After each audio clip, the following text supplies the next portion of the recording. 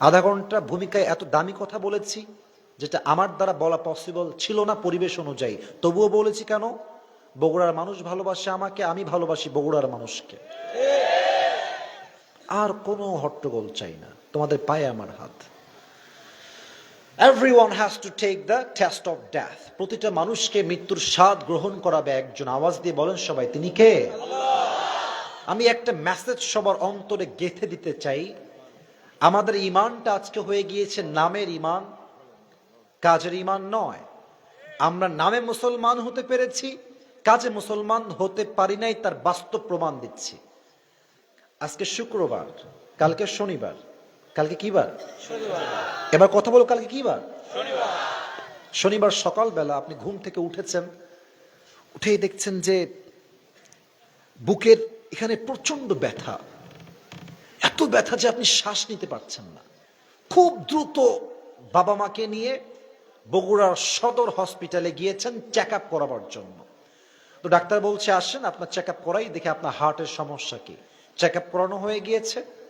Doctor বলছে আপনি বাহিরে 1 ঘন্টা বসেন, your report is coming. Report আসছে, we will observe your report, এবং তারপরে আমরা আপনাকে রেজাল্ট দিব যে আপনার ফিজিক্যাল কন্ডিশনটা আসলে এখন কেমন চলছে। 1 ঘন্টা পর ডাক্তার বলছে ওই রোগীকে ডেকে নিয়ে আসো, ভেতরে ডেকে নিয়ে আসো। আপনি এসেছেন, এসে বলছেন যে স্যার আমার রিপোর্টের কি অবস্থা, স্যার আমার কি হয়েছে বলেন তো। তো ডাক্তার মাথা নিচের দিকে করে আছে, কথা বলছে না। স্যার বলেন না কি হয়েছে আমার। স্যার একটু পরে মাথা উঁচু করে বলছে ভাই উই আর সো সরি, আমরা খুবই দুঃখিত ভাই, আপনার হার্ট এতটা দুর্বল হয়ে গিয়েছে, আমাদের অবজারভেশন বলছে আপনি 7 দিনের বেশি আর বাঁচবেন না। 7 দিনে হয়তো আপনার হায়াত শেষ হয়ে যাবে। আপনি বলেন তো বগুড়ার ভাইয়েরা, যখন ডাক্তার বলছে আপনি 7 দিনের বেশি আর বাঁচবেন না, এরপর থেকে কি আপনার খাওয়া দাওয়া ঘুম আর থাকবে? থাকবে? থাকবে? সব হারাম হয়ে যাবে। এবার আপনি দেখেন, ডাক্তার বলেছে 7 দিন পরে আপনি মরতে পারেন, বাট কনফিউশন আছে। আপনি চাইলে হয়তো বা আল্লাহ চাইলে জীবিতও থাকতে পারেন, বাট আল্লাহ বলছে বান্দা 7 দিন পরে না, তুই এখনই মরতে পারিস, এখনই তোর মৃত্যু হতে পারে। ডাক্তার বলল 7 দিন পরে মরতে পারেন, আপনার খাওয়া হারাম হয়ে গেল, ঘুম হারাম হয়ে গেল, আপনি দাড়ি ছেড়ে দিলেন, নামাজি হয়ে গেলেন, ইস্তেগফার পড়তে শুরু করলেন, সবার ধার শোধ করে দিলেন ডাক্তারের কথায়। আর আল্লাহ আপনাকে বলছে তোর মৃত্যু এখনই হতে পারে। এটা শুনে আপনি নামাজি হইতে পারলেন না, সুদ ছাড়তে পারলেন না, ঘুষ ছাড়তে পারলেন না, পর্দায় আসতে পারলেন না। এটা শুনেও আপনি পর্নোগ্রাফি ছাড়তে পারলেন না, রিলেশনশিপ ব্রেকআপ করতে পারলেন না। এটাই প্রমাণ ডাক্তারের কথায় আপনার ঈমান জেগে উঠলো, আল্লাহর কথায় আপনার ভয় লাগলো না। এটাই প্রমাণ আপনি নামে মুসলমান হয়েছেন, কাজে মুসলমান হতে পারেন নাই। কথা কি ভুল বললাম না ঠিক বললাম? 2 নাম্বার প্রশ্ন উত্তর দেন। বগুড়ার ভাইয়ারা উত্তর দিবেন, দিল খুলে জবান খুলে আলোচনার গভীরে যাওয়ার চেষ্টা করছি, পরিবেশ দিবেন। বলেন তো আমাকে, দুনিয়ার জীবনটা বেশি উত্তম না আখিরাতের জীবন বেশি উত্তম? মাশাআল্লাহ, ভেরি অ্যাক্টিভ। আখিরাতের জীবন উত্তম। এটা আমার কথা নয়, এটা কোরআনেই আছে। 30 নাম্বার পারা, সূরাতুদ দুহা, 4 নাম্বার আয়াত, ওয়ালাল আখিরাতু খায়রুল লাকা মিনাল উলা। The life of hereafter is much more better than this worldly life. আল্লাহ তাআলা বলছেন দুনিয়ার জীবনটা উত্তম জীবন নয়, বরং আখিরাতের জীবনকে আমি আল্লাহ তাআলা দুনিয়ার জীবনের চাইতে 1000 গুণ বেশি উত্তম বানিয়ে দিয়েছি। এবার সবাই আমাকে দেখেন এক নজর। আমাকে দেখেছেন আমি জানি, বাট এখন একবার দেখেন। একটা প্রশ্ন করব সবাইকে। আমার দাড়ি, আমার চেহারা, আমার হাইট, আজকে আমাকে সরাসরি দেখে আপনারা জাস্ট একবার উত্তর দিবেন। আমি কোনো হট্টগোল চাই না, একবার বললেই এনাফ। আমাকে দেখে আপনাদের আনুমানিক কত বছর আমার বয়স হবে বলে মনে হচ্ছে? 28, 28, 25। আচ্ছা, 28, 25 উত্তরটা প্রায় এক্স্যাক্টলি কাছাকাছি চলে আসছে। এখানে এমন কোন মুরব্বী কি আছেন যেই মুরব্বীর বয়স 50 প্লাস? এক পাওয়া গেছে। 50-এর বেশি বয়স কার কার আছে একটু হাত তুলবেন? 50-এর বেশি, মাশাআল্লাহ, হাত নামান, হাত নামান। ওকে ওকে, ডান ডান, উত্তর পেয়ে গেছি। বগুড়ার ভাইরা আমাকে উত্তর দেন, দুনিয়ার জীবনটা কি বেশি লম্বা না আখিরাতের জীবন বেশি লম্বা? দুনিয়ার জীবনটা কি বেশি লম্বা না কিয়ামত বেশি লম্বা? কিয়ামত বেশি লম্বা। কত লম্বা? একটা আয়াত দিয়ে দলিল দিব, দেন আমি সেকেন্ড চ্যাপ্টারে যাব। 30 নম্বর পারা, 4 নম্বর পৃষ্ঠা, সূরাতুন নাজিআতের একদম সর্বশেষ আয়াত। খুব খেয়াল করবেন বগুড়ার ভাইয়েরা, আল্লাহ রাব্বুল আলামিন বলছেন, কান্নাহুম ইয়াওমা ইয়ারাউনাহা লাম ইয়ালবাসু ইল্লা আশিয়াতান আও দুহাহা। এই 50 বছরের মুরব্বী আব্বাজান, 80 বছরের মুরব্বী আব্বাজান, 30 বছরের একজন তাগড়া যুবক, অথবা 100 বছরের একজন বয়োবৃদ্ধ মানুষ যেই দিন মারা যাবে, কবরের জীবনটাকে সে ফেস করবে যে এটা হচ্ছে কবরের জীবন, এটা হচ্ছে পরকালের জীবন। এটা এতটা লম্বা সময় হবে, 80 বছরের মুরব্বী আল্লাহকে বলবে, আল্লাহ আজকে পরকালের জীবনটা আমার কাছে এত লম্বা মনে হচ্ছে, আমি এটা ফিল করছি যে দুনিয়ার 100 বছরের জীবনটা it was just like on morning or on evening. দুনিয়ার 80 বছরের হায়াতটা পরকালের কাছে আমার মনে হচ্ছে একটা সকাল কিংবা একটা সন্ধ্যার মতো। আল্লাহু আকবার। আপনি কি আমার কথা বুঝেছেন? কথা কি আমার বোঝা যায়? যায় যায় যায় 80 বছরের জীবন পরকালে যাওয়ার পরে একটা সকাল মনে হবে, একটা সন্ধ্যার মতো মনে হবে। Could you imagine how much long time it is? কতটা লম্বা সময় হলে 80 বছরের জীবনটা একটা সকাল মনে হয়? Could you imagine that? একবার ভাবেন না যে পরকালের জীবনটা কত লম্বা হতে পারে বগুড়ার ভাইয়েরা। এবার আসুন সবাই 2 চোখ 5 সেকেন্ডের জন্য বন্ধ করবেন। কেন বন্ধ করবেন? লেট মি ক্লিয়ার, আমি ব্যাখ্যা দিচ্ছি। আমি আমার পুরো ওয়াজের একটা ভূমিকা দিচ্ছি। ফার্স্ট অফ অল আমি কথা বলবো পরকালের জীবনটা আসলে শুরু হবে কেমনে, স্টার্টিংটা কেমন, এটা বিগিনিংটা কেমন হবে, মৃত্যু যখন আসবে মৃত্যুটা আসবে কেমনে, নামাজির মৃত্যু হবে কেমনে, বেনামাজির মৃত্যু হবে কেমনে। আজীবন শুনেছি কবরের জীবন, কবরের ওয়াজ দিয়ে পুরো পৃথিবী সয়লাভ, বাট কখনো কি ভেবে দেখেছি কবরের প্রথম রাতটা কেমন হতে পারে আমার জন্য? কবরের প্রথম রাতে কি হবে এটা আজকে আমরা জানবো। আমরা আজীবন শুনেছি যে মৃত্যুর পরে there is a different life, there is another life, মৃত্যুর পরে আরেকটা জীবন অপেক্ষা করছে, ওখানে আমাকে আবার জীবিত হতে হবে, আমাকে রুহুটা আবার ব্যাক করা হবে। আমি জীবিত হব কেমনে? আল্লাহর সামনে দাঁড়াবো কেমনে? আজীবন শুনেছি এটা কিয়ামত হবে। This is called the day of judgment. This is called the day of Qiyamah. This is called the day of accountability. হিসাব দিবস। ওই দিন আমার হিসাব হবে কেমনে? কেমনে আমার আমলনামা ওজন হবে আল্লাহর সামনে, এটা আমরা জানবো।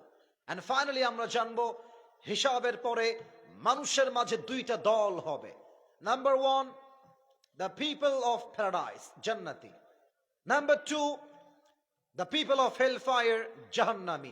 মানুষ জান্নাতে যাবে কেন, মানুষ জাহান্নামে কেন যাবে, কোরআন থেকে হাদিস থেকে in details we will try our best to talk about on this matter. বলেন সবাই ইনশাআল্লাহ। না, এটা বগুড়ার ইনশাআল্লাহ হইল না, বলেন আরেকবার ইনশাআল্লাহ। আরে यार और भी जोर से বলো সবাই ইনশাআল্লাহ। এবার চোখটা বন্ধ করেন সবাই 5 সেকেন্ডের জন্য। আমি গুনছি, আপনারা গোনা শেষ হলে চোখ খুলবেন। আমিও আমার চোখ বন্ধ করলাম। কেউ বেঈমানি না করে চোখটা বন্ধ করে একবার আখিরাতকে স্মরণ করেন, একবার নিজের মৃত্যুর কথা ভাবেন, একবার কবরের কথা চিন্তা করেন এই 5টা সেকেন্ডের ভেতরে। অন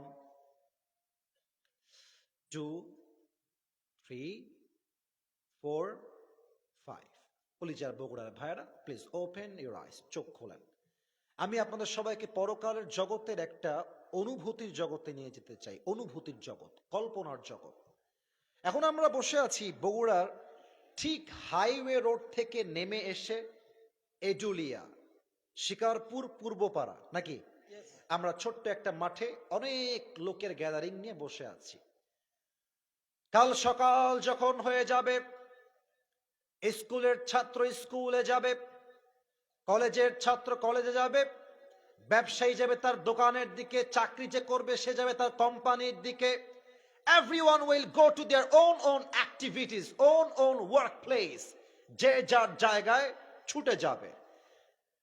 এবার আমাকে উত্তর দেন, বগুড়ায় যে হাইওয়ে রোডটা আছে, এদিক দিয়ে আমরা মনে করেন গেলাম রাজশাহী, ওদিকে মমইন, যেই যে হাইওয়ে রোড গুলো আছে, এই হাইওয়ে রোডের ভিতরে যে বাসগুলো চলে, কিছু নাম বলা ট্রাই করি: হানিফ, দেশ ট্রাভেলস, ন্যাশনাল, গ্রামীণ, গ্রিন লাইন, নাবিলা, কত নাম, নামের কোনো শেষ নাই।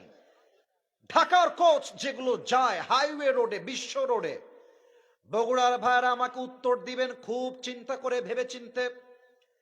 হানিফ বাস যখন বিশ্ব রোডে চলে, এটা কি আস্তে যায় না জোরে যায়? কিন্তু একটা কথা এখন অপ্রাসঙ্গিক বলবো, যেটা প্রাসঙ্গিক নয়, তবে বলবো শুধুমাত্র যুবকদের ভালোবাসায়। তুমি দেখবা আমাদের যাদের বাইক আছে, যারা আমরা বাইক চালাই, বিশ্ব রোডে বাসের ড্রাইভার, ট্রাকের ড্রাইভার, বাইকের চালককে মানুষই মনে করে না। যাদের বাইক আছে তারা অবশ্যই বুঝবা। দেখো, তুমি যাচ্ছ রাস্তার বাম দিক দিয়ে, ঠাস করে দেখবা একটা হানিফ তোমাকে এমন চাপ দিবে, তুমি রাস্তার বাম দিকে উল্টায় পড়বা। আবার কি বলে, বস বামে প্লাস্টিক,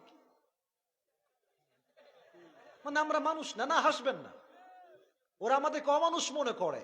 আমি একটা কথা বলে দিয়ে যাই, আগামীতে কবে আসবো জানি না, যদি কোনো বাসের ড্রাইভার তোমাকে রাস্তায় বাম দিকে চাপায় দেয়, বগুড়ার ছেলে তুমি, কাউকে ছাড় দিয়ে কথা বললে ছাড় দেওয়া যাবে না। বাইকটা ঘোরাবা, ঘোরায় ওকে সামনে গিয়ে ধরবা, বাইক ওর গাড়ির সামনে রাখবা, তুই থামবি না মানে তোর বাপ থামবে, বগুড়ার ছেলে আমি। গাড়ি রাখবা, ওকে নামাবা, ওকে ইচ্ছা মতো পিটাবা, যাও এটা জায়েজ, আমি ফতোয়া দিলাম, পিটাবা। কারণ মাঝে মাঝে যেমন কুকুর তেমন মুগুরটা দিয়ে সোজা হয় না বগুড়ার ভাইরা আমার। অভদ্র কুলাঙ্গার কোথাকার, এদের জন্য হাজার হাজার যুবকের তাজা প্রাণ রাস্তায় ঝরে যায়। যুবক ভাইরা আছে কিনা বলো? আমার ডান হাত দেখা যায়, আমার সোফার এটা হচ্ছে ডান হাত, জাস্ট বোঝাচ্ছি, বোঝেন, ও আজ ঢুকছি কিন্তু গভীরে যাচ্ছি। এটা হচ্ছে আমার বগুড়ার এডুলিয়ার আমার রাস্তা, শিকারপুর পূর্বপাড়া। আর এই যে টেবিলটা আছে, এটা হচ্ছে বগুড়ার হাইওয়ে রোড, বিশ্ব রোড। তো আমি আমার বাইক নিয়ে যাব বগুড়ার মেইন শহরে। আমি আমার গলির থেকে জাস্ট বিশ্ব রোডে উঠেছি, বাইকটা এখনো ডানও যায় নাই বামেও যায় নাই, সোজা আছে। হঠাৎ করে ডান দিক থেকে বিশাল বড় একটা হানিফ বাস এসে আমার বাইকে এমন জোরে ধাক্কা দিয়েছে, এক ধাক্কায় আমি 40 হাত দূরে গিয়ে পড়েছি। আর কেমনে পড়েছি, আমার কপাল দেখেন, ফরহেড, কপালের দিকে খেয়াল করেন, কপালটা এমনে সোজা গিয়ে রাস্তার যে ঢালাও করা পিচ আছে, ঠাস করে একটা বাড়ি লাগছে। একটা আঘাতে পুরো কপালটা ফেটে মাথা দিয়ে রক্ত বের হচ্ছে গল গল গল গল করে। আর বগুড়ার সব দৌড় দিয়ে এসে বলছে, আরে অ্যাম্বুলেন্স কল দাও, ওরা ধরো, কেউ উঠাও থাকে, সিরিয়াস। খুব দ্রুত অ্যাম্বুলেন্স চলে আসছে, কোনো মতে আপনাকে ধরে অ্যাম্বুলেন্সে তুলে দিয়েছে। 24 ঘন্টা পর আপনার সেন্স আসছে, চোখ খুলেছে, and you can't see anything, clearly, you can see anything clearly, মানে কেমন যেন ঝাপসা, আবছা, দেখা যায় না।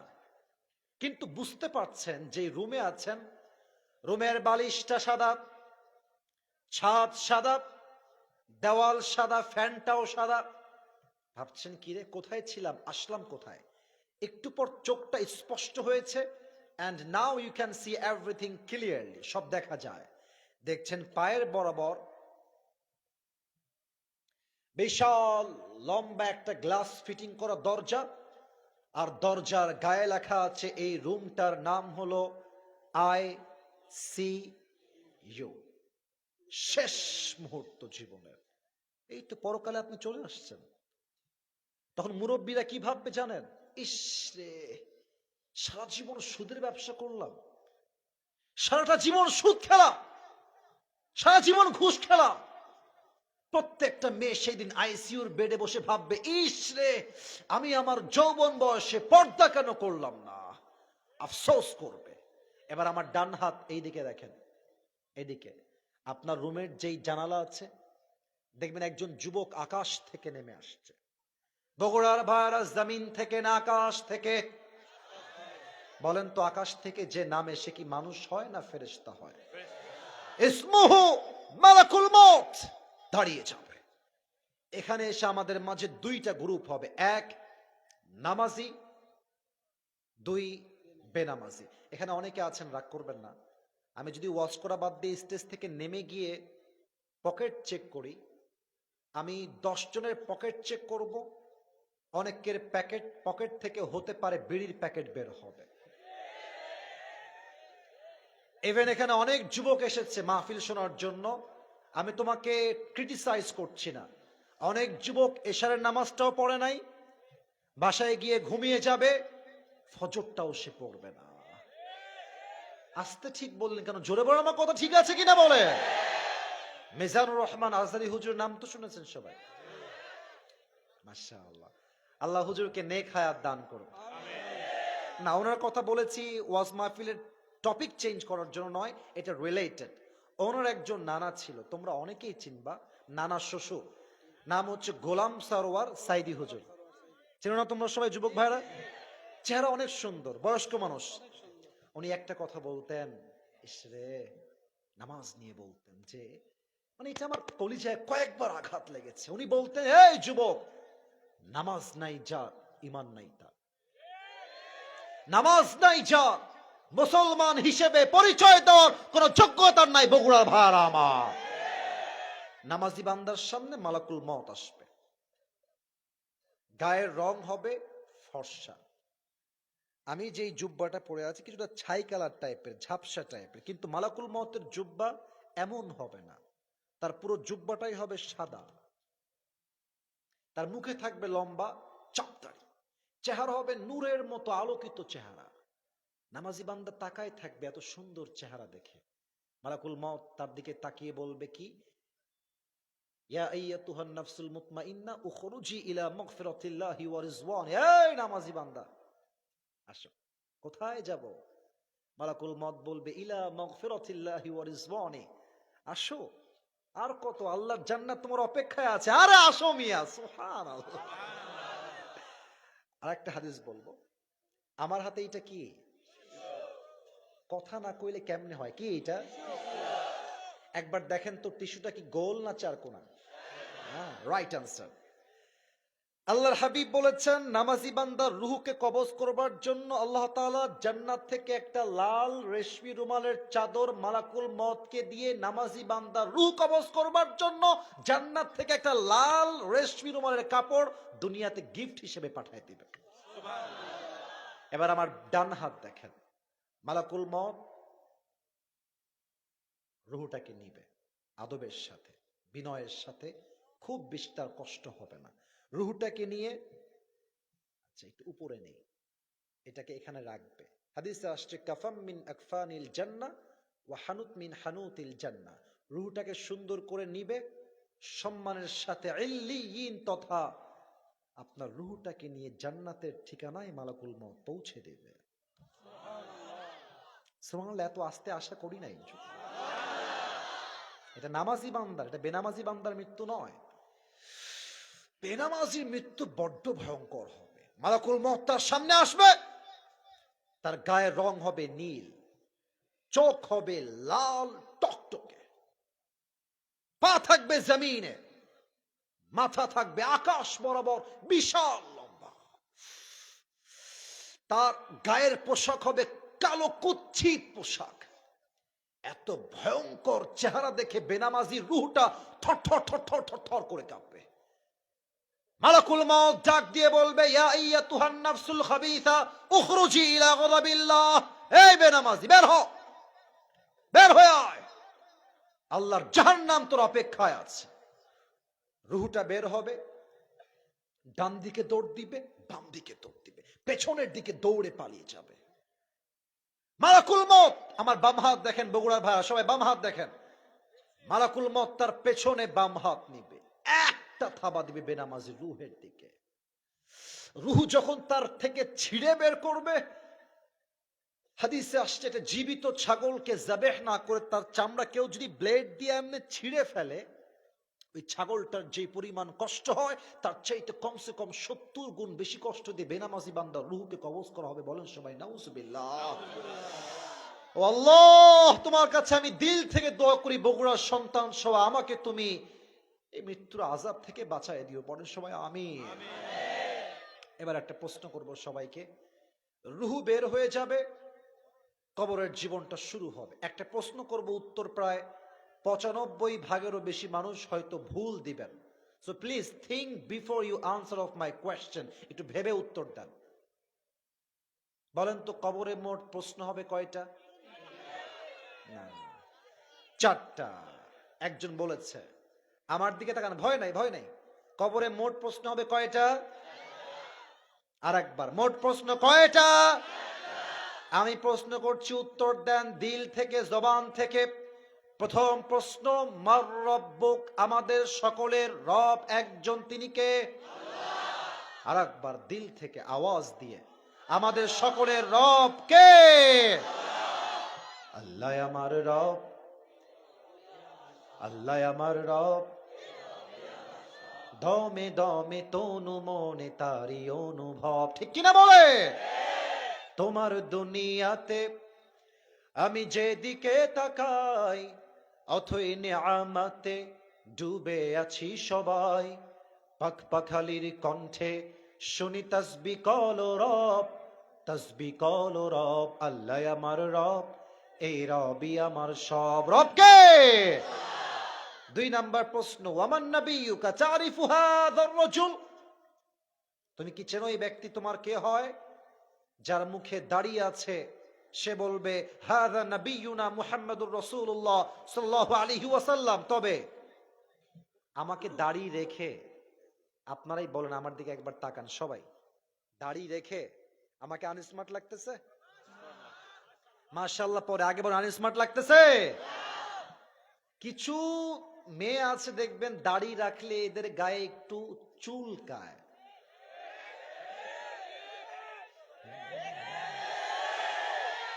দাড়িওয়ালা পছন্দ করতে চায় না। আমি বলি, যেই মেয়ে আমাকে দাড়ির জন্য পছন্দ করতে চায় না, সোজা কথা, সে আমার বউ হওয়ার কোনো যোগ্যতাই রাখে না।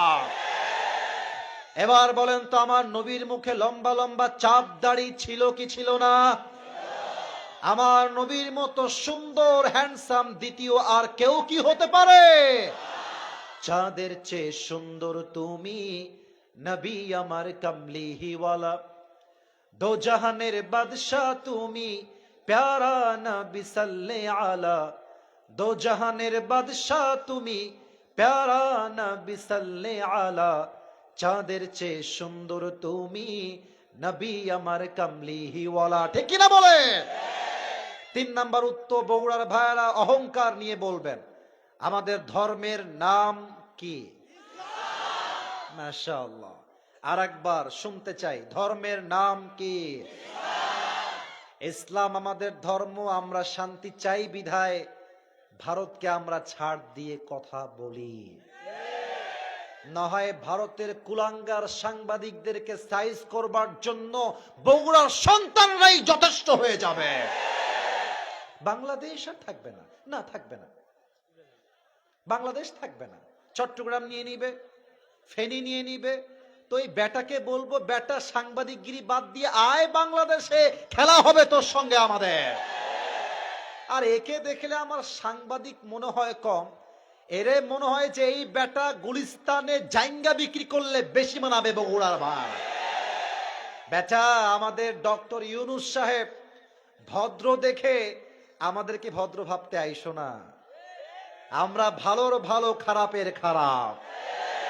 পানির স্রোত যতই স্থির থাকুক না কেন, একবার যখন পানির উত্তাল ঢেউ শুরু হয়ে যায়, পাহাড়কেও পানি ভেঙ্গে চুরে চূর্ণ বিচূর্ণ করে দেয়। ভারত যদি ভাবে বাংলাদেশ সংখ্যায় কম, আমি বলবো কথা ঠিক, সংখ্যায় কম, তবে একটা বিষয় তোমার মাঝে আমার মাঝে পার্থক্য আছে। তোমার হিন্দুস্তানের সৈনিকদের হৃদয়ে ঈমান নাই, আমাদের সৈনিকদের হৃদয়ে আল্লাহর প্রতি ঈমান আছে। আর আমি বগুড়ার ছেলে হয়ে বলতে চাই একটা কথা, প্রত্যেকটা যুবকদের হৃদয়ের কথা, একজন ইমানদার যুবক 1000 কাফেরকে মোকাবেলা করতে প্রস্তুত থাকবে ইনশাআল্লাহ। অতএব ভারতদেরকে বলবো বাড়াবাড়ি বেশি কইরো না, না হয় তোমার 7 সিস্টার্সকে আমরা উড়াই দিতে বাধ্য হব যুবক ভাইরা। অনেকে বলেন যে ভারতকে ছোট চোখে দেখা যাবে না, ভারতের শক্তি বেশি, সংখ্যায় বেশি। সংখ্যা দিয়ে মুসলমান কখনো ভয় পায় না। মুসলমান তার বিজয় আনবে তার বুকের তাজা রক্ত দিয়ে, তার ঈমান দিয়ে। বগুড়ার ভাইরা ঠিক কিনা বলে? 3টা প্রশ্ন শেষ, ফেরেশতা বলবে আরে একটাও আটকায় না, ব্যাপার স্যাপার কি? হেই ম্যান, এতগুলো উত্তর দিলা কেমনে? ওমা ইলমুক, তোমার জ্ঞানের উৎস কোথায়? আমরা বলবো জ্ঞানের উৎস, জ্ঞানের উৎস কোথায়? আল্লাহ বলবে এই ফেরেশতা থামো, আর প্রশ্ন না, থামো, যাও আমার বান্দার কবরটাকে জান্নাতের বাগান বানায় দাও। আমার বান্দার কবরটাকে 70 গজ লম্বা করে দাও। পড়ো সবাই সুবহানাল্লাহ। এবার সবাই 2 হাত তোলেন, দাঁড়িয়ে থাকা বসে থাকা ভাইরা সবাই 2 হাত তোলেন। আমি সবার সাথে ফ্রেন্ডশিপ করে কথা বলতে চাই। আমি ওয়াজ শুরু করেছি ঠিক 11টার সময়, হাত উপরে রাখেন, এমনে রাখেন। এখন বাজে 12টা 2, আমার ওয়াজ হয়ে গিয়েছে 1 ঘন্টা 2 মিনিট। কমিটি আমার সাক্ষী, আমার ফর্মে লেখা আছে আমি 1 ঘন্টার বেশি ওয়াজ করি না। এটা আমার রুল, এটা আমার নিয়ম। তবে সব জায়গায় নিয়ম দিয়ে নয়, মাঝে মাঝে ভালোবাসা দিয়ে নিয়মটা ভাঙতেও হয়। আমি আর কিছু কথা বলতে চাই, তবে সবার থেকে একটা ওয়াদা চাই। বগুড়ার সুলপুল সকলে বলেন আমাকে দিল থেকে হুজুর, আর भी जोर से বলো হুজুর। আমরা বগুড়ার সুলপুল আপনাক ওয়াদা দিলাম, দোয়া, জোরে কোন, দোয়া না করে আমরা কেউ বাসায় ফিরে আমাকে দেখবেন যাব না, আবার যাব না। বলেন সবাই ইনশাআল্লাহ। আমার বাবা মা দীর্ঘ লম্বা সময় রাজশাহীতে থাকে তারা, তো রাজশাহীর একটা ভাষায় মজার গালি আছে, মামুর বেটা। তো কোন মামুর বেটা যদি এখন উঠে যায়, জানি 12টা বেজে গেছে, যেহেতু ওয়াদা করেছেন, যদি কোন মামুর বেটা উঠে যায়, আল্লাহর হাবিব বলেছেন লা ঈমান আলা লিমান লা আমান আলা, যার ওয়াদা ঠিক নাই তার ঈমানের ঠিক নাই। So the decision is yours, সিদ্ধান্ত আপনার। আমাকে আর 10টা মিনিট সময় দেওয়া যাবে না ইনশাআল্লাহ। আমি জাস্ট 3টা বিষয় বলবো পরকালকে নিয়ে। পরকালটাকে আল্লাহ তাআলা মোট 3 ভাগে ভাগ করেছেন, 1, 2, 3। বগুড়ার সন্তানেরা, পরকালের জীবনটা কয় ভাগ? 1, পরকালের জীবনে যে বিশ্বাস করবে, সেটা মনে প্রাণে বিশ্বাস করবে আমার রূহটা কবজ হয়ে গেল মানে আমার জীবনটা শেষ নয়, কবরে যাওয়ার পরে আমাকে নতুন করে জীবন দিবে একজন। আওয়াজ দিয়ে বলেন সবাই, তিনি কে? So number 1 is, if you believe in life of hereafter, then you must have to believe in on the day of resurrection. যে পরকালে বিশ্বাস রাখে সে পুনরুত্থান দিবসে বিশ্বাস রাখে, অর্থাৎ মরে গেলাম মানে এই জীবনটা শেষ নয়, আমাকে আবার জীবিত করবে একজন, তিনি কে? Number 1.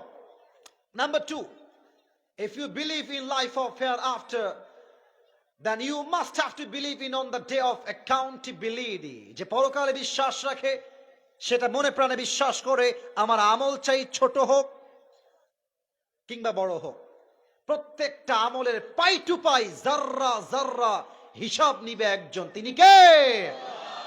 আমার তো মনে হয় যে এই এখান থেকে নিয়ে এই পুরো এই পর্যন্ত যারা আমরা, ভুল হলে ভুল বলে দিবেন, সমস্যা নেই। আমি আগে বলি আমার ব্যক্তিগত চিন্তা এটা, এখানে যারা আমরা এসেছি মনে হয় আমরা 100-তে 100% সবাই মধ্যবিত্ত পরিবারের সন্তান।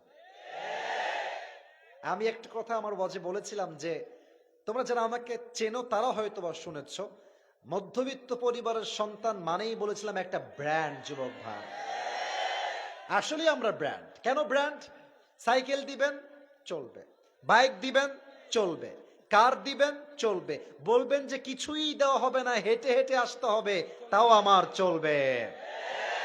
ভাত দিবেন ডাউল দিবেন চলবে, ভাত দিবেন ভর্তা দিবেন চলবে, ভাত দিবেন গোস্ত দিবেন চলবে, ভাত দিবেন কিছুই দিবেন না, এক গ্লাস পানি দিবেন, একটা মরিচ দিবেন, পান্তা ভাত হলেও আমার চলবে। আমি মধ্যবিত্ত পরিবারের সন্তান।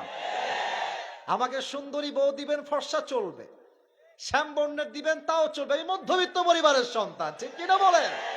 অতএব আমি একটা কথা সবাইকে বলি, আমরা বড়লোক ঘরের ব্রয়লার মুরগি মতো খাওয়া দাওয়া করে বড় হওয়া ছেলে নয়।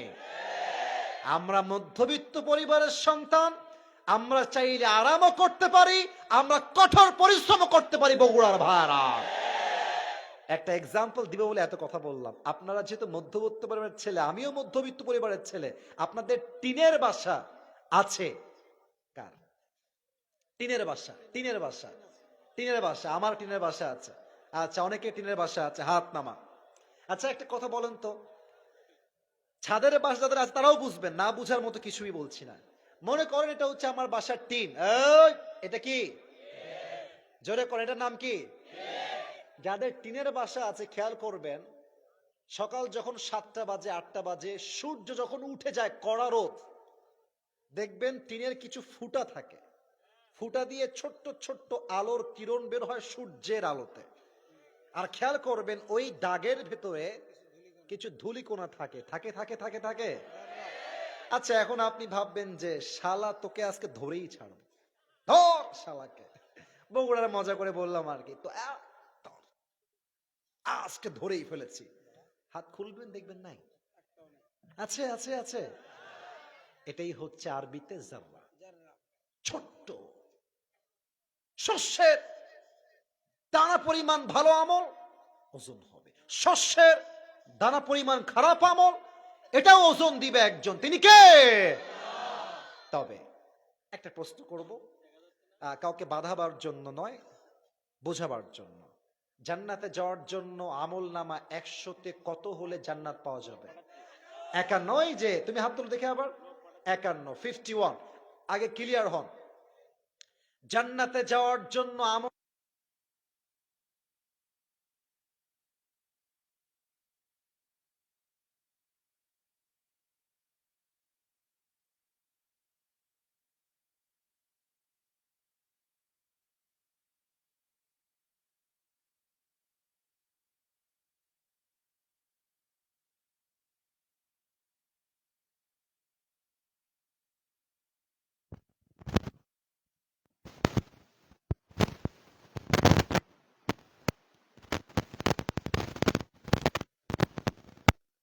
তো দেখবে পরিমাণ, it's a very little, it's a জাররা অ্যামাউন্ট, খুবই সামান্য।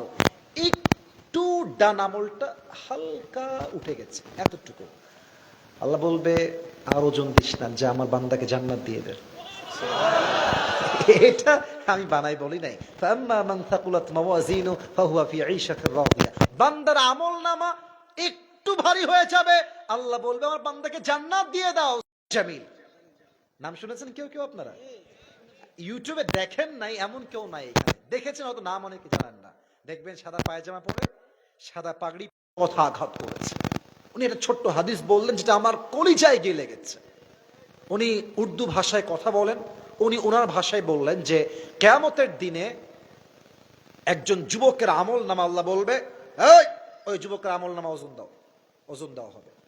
তো আল্লাহ দেখবে যে যুবকের আমল নামাটা ডান এবং বাম ইজ ইকুয়াল, দোনো বরাবর হ্যাঁ, দুইটাই সমান। এবার যদি বুঝে থাকেন ওয়াজ উত্তর দেন। 50-50। জান্নাতে যাওয়ার জন্য তার মাত্র আমল লাগে আর কয়টা? Right answer. বলুন সবাই কয়টা? যুবক বলবে अरे टेंशन की कोई बात नहीं है, मेरी बाप यहाँ पर है, मैं अपनी बाप से कहूंगा कि मुझे एक अमल चाहिए, मेरी बाप मुझे बहुत मोहब्बत करता है, मुझे एक अमल जरूर देगा, টেনশন নাই, বাপ তো আছেই। কারো মুখে যেন আমি হাসি দেখতে পাই, এটা কোনোভাবেই হাসির ওয়াজ নয়। You have to be serious, you have to think about it, ভাবেন একবার। যুবক বলবে আব্বার কাছে গিয়ে, আব্বা मैं तुम्हारा बेटा हूं, अब्बा मुझे मुझे बस एक अमल की जरूरत है, एक अमल दे दो मुझे, अगर तुम मुझे एक अमल दे दोगे तो मैं आज जन्नती हो जाऊंगा। পসিবল না, বাট পয়েন্ট আউট করতে পারি, ইঙ্গিত করে বলতে পারি। যুবকটা সেই দিন হেলান দিয়ে বসবে এবং তার এই ডান হাঁটু এই পর্যন্ত নিয়ে আসবে, বাম হাঁটু এই পর্যন্ত নিয়ে আসবে। দেখেন পিচ্চিরা মাঝে মাঝে এভাবে কান্না করে, তো দুই হাঁটু বুক বরাবর দিবে আর মাথাটা হাঁটুর ভিতরে ঢুকিয়ে দিয়ে দুই হাত এমনে দিয়ে চুপচাপ করে ফুপিয়ে ফুপিয়ে কান্না করবে। কেউ চিনলো না আমাকে একটা আমলের জন্য, একটা আমলের জন্য কেউ চিনলো না। হঠাৎ করে একজন যুবক আসবে তার কাছে, আরে ভাই इतनी परेशान क्यों हो, क्यों रो रहे हो, तुम्हें क्या चाहिए मुझे बताओ, मैं तुम्हारी मदद कर भी सकता हूं। भाई কি লাগবে বলো আমাকে, আমি তোমাকে হেল্প করতে চাই।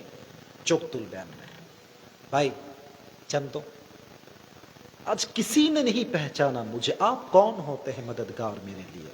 আরে ভাই বাপ চিনছে না, মা চিনছে না, বের হন তো আপনি, আপনি কোথাকার কে অপরিচিত মানুষ। মাথা নিচু করে ফেলবে। আরে ভাই বলেন না কি লাগবে, আমি আপনার সাহায্য হয়তো করতেও পারি, বলেন কি লাগবে। চোখ তুলবে, শেষে গিয়ে বলবে ভাই मुझे बस एक अमल की जरूरत है, একটা আমল লাগবে আমার, क्या आप मुझे एक अमल दे सकते हैं, দিবেন একটা আমল। বলছে শুধু একটা আমল আর কিছু না তো ভাই, यस मुझे बस एक अमल की जरूरत है। ওকে ভাই, যেহেতু আপনার একটা আমল লাগবে, আমি আপনার ভাই, আজকে আমি আপনাকে একটা আমল দান করে দিলাম। না এত আস্তে সুবহানাল্লাহ পড়লে হবে না, চলে। তো ওর রিয়াকশনটা কেমন হবে জানেন, হা করে তাকায় থাকে, आप सच कह रहे हैं, क्या आप मुझे सच में एक আমল देने वाले हैं, আপনি কি সত্যি দিবেন ভাই। আরে ভাই নিবেন কিনা তাই কম, আরে দেন দেন। একটা আমল নিয়ে সোজা আল্লাহর কাছে দৌড় দিবে, আল্লাহকে ডাক দিয়ে বলবে আল্লাহ তাকায় দেখো, मुझे एक अमल मिल गया है, अब मुझे जन्नत में जाने से कोई भी रोक नहीं सकता, मुझे अभी के अभी जन्नत में दाखिल करा दो, আমার জান্নাত দাও, আমি একটা আমল পেয়ে গেছি। আল্লাহ বলবে এই ये আমল तुझे किसने दे दिया, কে দিল রে বান্দা, তোর বাপ তো দেয় নাই, মা তো দেয় নাই, ভাই তো দেয় নাই, কে দিল। बोलबे हाँ अखी, ये जो मेरी भाई है इसने मुझे एक अमल दिया है। अल्लाह बोलबे कि रे दिमाग ठीक है तेरा, डजंट मेक एनी सेंस, माथा ठीक ठाक আছে তো, बाप देनी माँ देनी बो देनी সন্তান देनी, तू कौन होता है एक अमल देने वाला, তুই কেন একটা আমল দিলি। যুবকটা মাথা উঁচু করবে, আল্লাহকে ডাক দিয়ে বলবে আল্লাহ मैं क्या बताऊं, मेरे पास अमल तो बस एक ही अमल है, একটাই আছে, अगर ये है तो भी मैं जहन्नम में जाऊंगा, नहीं है तो भी मैं जहन्नम में जाऊंगा। अल्लाह আছেই মাত্র একটা, থাকলেও আমি জাহান্নামী, ও না থাকলেও আমি জাহান্নামী। तो मैंने सोचा कि अगर मैं एक अमल अपनी भाई को दे दूं तो वो जन्नत में चला जाएगा, तो मैंने मेहरबानी करके एक अमल मेरी भाई को दे दिया। আল্লাহ দয়া করে মায়া করে একটাই যেহেতু আমল আছে আমার, থাকলেও জাহান্নামী না থাকলেও জাহান্নামী, দয়া করে মায়া করে একটা আমল আমি আমার ভাইকেই দান করে দিয়েছি। আল্লাহ বলবে ও अच्छा ये बात है, ये बात है, तुम मुझसे भी बड़ा मेहरबान होना चाहते हो। नहीं, अना रहमान अना रहीम, I am the most merciful, I am the most gracious, I am the most kindful Lord, मुझसे बड़ा मेहरबान और कोई नहीं हो सकता। आज तुम्हें एक अमल मिल गया है, 51 हो गया है, जाओ तुम जन्नत में, लेकिन तुम अकेले जन्नत में मत जाना, जिसने तुझे एक अमल दिया है तू भी जन्नत में जा, उसे भी साथ लेकर दोनों जन्नत में चले जा। আল্লাহ বলবে এই বান্দা তোর 51 হয়ে গেছে না, যা তবে একা যাস না, তোকে যে বান্দা আজকে বিপদের সময় একটা আমল দিয়ে দান করে মায়া করতে পারে, আমি কি তার চাইতে বেশি দয়াময় নই? আমি হাজার গুণ তার চাইতে বেশি দয়াময়। তুইও জান্নাতে যা, তোর ভাইকে নিয়ে দুইজন একসঙ্গে জান্নাতে যা। জান্নাতে যাওয়ার জন্য 100 আমলে লাগবে 51। আর এই হিসাব দিবসে মেয়েদেরকে বলবো, মায়েরা, my lecture is going to over. ওয়াজ শেষ হচ্ছে। আমরা একটা প্রবাদ বাক্য সবাই জানি, শেষ ভালো যার সব ভালো তার। আর আপনাদের শেষটা ডেফিনেটলি ভালো হবে ইনশাআল্লাহ, কারণ আপনারা প্রমাণ করেছেন ওয়াজ শুনলে এরকম ভাবেই ওয়াজ শুনতে হয়। যদিও শুরুতে একটু হাউকাও ছিল, মারামারি ছিল, বাট ওটা পরিস্থিতির শিকার হওয়ার জন্য ছিল। এখন বগুড়ার সন্তান প্রমাণ করেছে বগুড়ার সন্তানরা অভদ্র নয়, সব ভদ্র ঘরের সন্তানেরা। দুই ধরনের মেয়ে সবচেয়ে বেশি জাহান্নামে যাবে। একটু বলতে আমার লজ্জা লাগবে, তবে আমি বলবো। আমার লজ্জা লাগবে কেন, একটু সামনে বুঝবা। আল্লাহর হাবিব বলেছেন, কিয়ামতের পূর্বে এমন কিছু মেয়ে বের হবে যারা পোশাক পরেও উলঙ্গ থাকবে। এর প্রমাণ আমি দিচ্ছি। আমাকে ওয়েস্টার্ন ড্রেসে যাওয়া লাগবে না, পশ্চিমা কালচার দিয়ে আমার কোনো খাওয়া নাই, কথা নাই। আজকালকার মেয়েরাই বোরকা পরে এত টাইট ফিটিং, দেখবা দেহের প্রত্যেকটা অঙ্গ প্রত্যঙ্গের ভাঁজ বোঝা যায়। এত আস্তে ঠিক বললে কেন কথা, বলো বলো। তোমাদের মমইনে একবার গেলাম ঘুরতে, maybe it has been 2 years back, 2 বছর আগের কথা। জুব্বা পড়েছিলাম, আমার তো ভাই শান্তি নাই, ছেলে পেলে সেলফির জ্বালায়। যাক, এটা ভালোবাসে, এখানে অহংকার করার কিছু নাই। তা আমি ঢুকলাম মোমাইনের ভিতরে, মানে আমি ইয়ার हैरान हो गया, अजीब हो गया। अजीब কথা, হাতেও মোজা, পায়েও মোজা, মুখটা পুরোটাই ঢাকা।